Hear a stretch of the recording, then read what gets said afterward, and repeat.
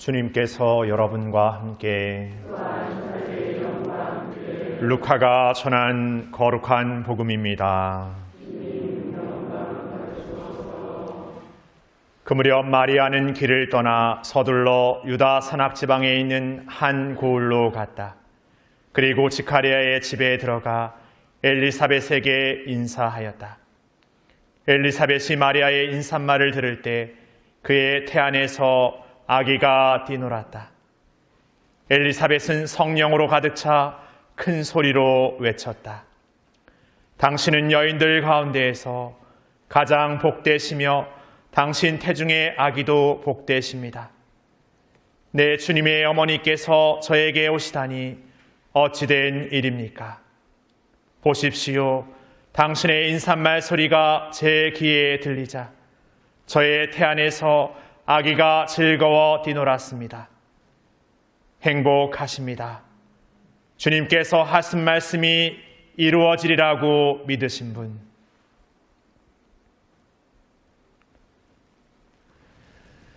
주님의 말씀입니다.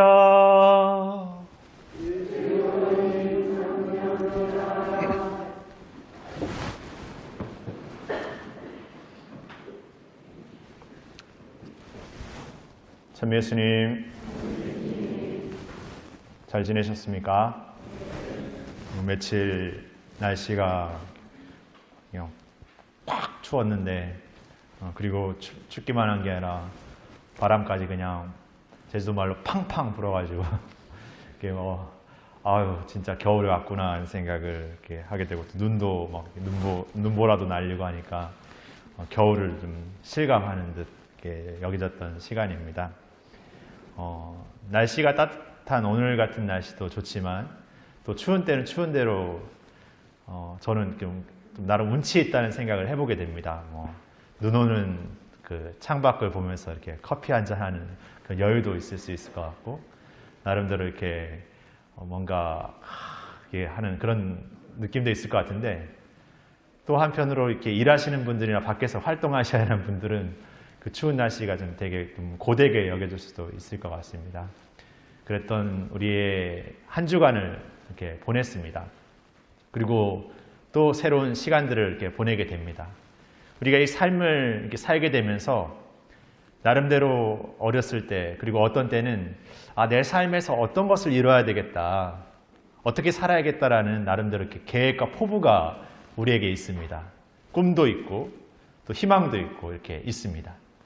근데 때로는 그런 것들이 너무 이상적이기만 하고 현실적이지 않은, 다시 말해서 삶을 살면 살수록 그냥 삶의 것들이 내가 생각했던 어떤 기준 그 이상은 없고 너무나 그냥 박박한, 너무나 엄혹한 그 현실만 이렇게 마주하게 되는 것 안에서 그 이상과 현실의 그 괴리감도 이렇게 많이 체험하곤 합니다. 그럼에도 우리가 꿈을 꾼다라는 것, 뭔가를 희망한다라는 것, 그리고 나름대로 그 삶에서 어떤 사랑을 체험하고 사랑을 만난다라는 것은 굉장히 삶의 어떤 중요한 요소라고 생각합니다.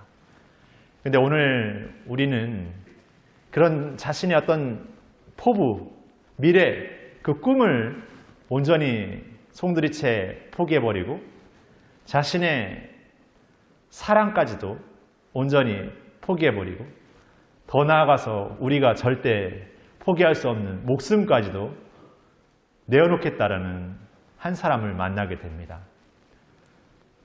그 사람은 다름 아닌 바로 마리아입니다. 마리아는 예수님의 잉태 사건 안에서 자신이 희망하고 자신이 생각했던 이상적인 어떤 나름대로의 미래의 어떤 계획을 포기할 수밖에 없었습니다. 그리고 두 번째로는 이제 약혼자로 사랑해야 될 요셉으로부터 버림받을지도 모르고 그 파혼하게 될지 모른다는 두려움이 있음에도 불구하고 그것을 받아들여야 했습니다. 또 세 번째로는 이 받아들임으로 말미암아 사람들로부터 손가락질 당하고 돌팔매질 당하면서 죽음의 위기까지도 겪게 될 수 있다는 것을 받아들여야 했습니다. 이 엄청난 두려움, 엄청난 어떤 무게의 것을 받아들이는 데 있어서 마리아는 지체하거나 외면하거나 뭔가 이렇게 오랜 시간을 두고 이렇게 뭐 하지 않았습니다. 마리아는 기꺼이 응답했고 기꺼이 순명했습니다. 그러나 엄청난 것을 받아들인 데 있어서, 그러한 큰 무게를 받아들인 데 있어서 마리아는 결코 머무르지 않았습니다. 그러기에 그런 마리아의 기꺼운 순명과 온전한 순명 안에서 바로 우리가 오늘 믿고 고백하는 예수 그리스도의 탄생이 이루어졌습니다. 인간적으로 마리아는 우리와 같은 나약함을 지녔고 또 우리와 같은 부족함, 한계를 지녔던 여인이었지만 그는 그 믿음 앞에서 그 나약함, 부족함, 그 있는 그대로를 하나님께 온전히 맡겼기에 하나님께서 그 마리아를 통해서 인류의 구세주를 우리에게 보내주셨습니다. 오늘 제1독서 미카 예언서를 보면은 그 베들레헴이라는 유다의 그 작은 고을, 보잘것없는 그 고을에서 온 세상에 구원을 줄 구세주가 탄생하실 것이라는 그 예언의 이야기는 어떤 의미에서 이스라엘 사람들에게 이제 이상적인 얘기일 수 있습니다. 그래서 이스라엘 사람들은 그 메시아, 그 주님을 그 옛날 우리의 역사 안에서 가장 강건했던 다윗과 같은 인물의 그 구세주가 오실 것이라고 상상했습니다. 그러나 그 예언이 알려다 주시피 바로 베들레헴이라는 보잘것없는 그 작은 고을에서, 그리고 성경의 표현처럼 그 마구간에서 그 낮은 자리로 오시는 예수님을 목격하게 되고 만나게 되고 체험하게 되는, 우리가 상상할 수 없는 구세주의 탄생으로서 온 인류를 완전히 새롭게 하시는 그분의 계획을 우리가 만나게 됩니다.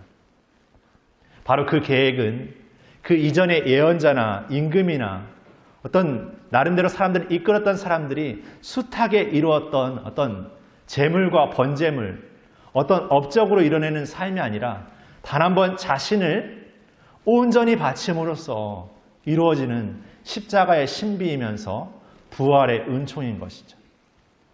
바로 우리가 사는 이 신앙이 바로 예수 그리스도로 말미암아 그 십자가의 여정을 살면서도, 다시 말해 인간의 어떤 한계와 부족함과 나약함의 현실을 살면서도 그 모든 것을 넘어서서 이루 형용할 수 없는 기쁨, 부활의 신비, 영원한 생명의 삶을 살도록 하는 그 믿음의 길로 이어준다는 것을 우리에게 다시금 알려주고 있습니다.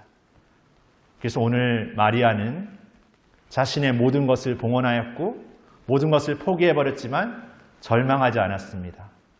오히려 큰 기쁨을 안고 유다 산악지방에 있는 엘리사벳을 찾아갔죠.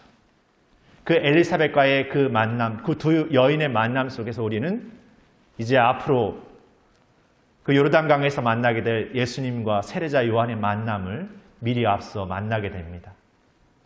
그 큰 기쁨의 만남, 새로운 예수님의 탄생과 더불어서 예수님께서 이루실 구세주의 어떤 그 업적, 그 공생활의 삶을 이제 그 두 여인의 만남 안에서 우리는 미리 맛보고 체험하게 됩니다. 바로 우리도 이 마리아와 엘리사벳의 삶처럼 우리 안에 예수 그리스도를 잉태하고 그분을 세상에 낳는 마리아의 삶처럼 우리의 삶에서 다시금 예수 그리스도의 삶을 우리의 삶으로 일궈내는, 태어나게 하는 그러한 삶을 살아야 할 것입니다. 바로 그것이 성탄이고 우리의 성탄입니다. 예수 그리스도의 탄생을 맞이한다는 것은 이제 우리가 그분을 우리 가운데 모시는 삶으로서 더욱 그분을 사는 삶을 온 인류 안에서, 내 삶의 자리 안에서 더욱 큰 기쁨으로, 그 기쁨을 잃어버리지 않으면서 우리의 나약함과 한계의 절망에도 불구하고 그것으로 철회될 수 없는 그 기쁨을 살면서 끊임없이 나아가는 그 영원함의 삶을 우리의 삶으로 시작하는 것입니다.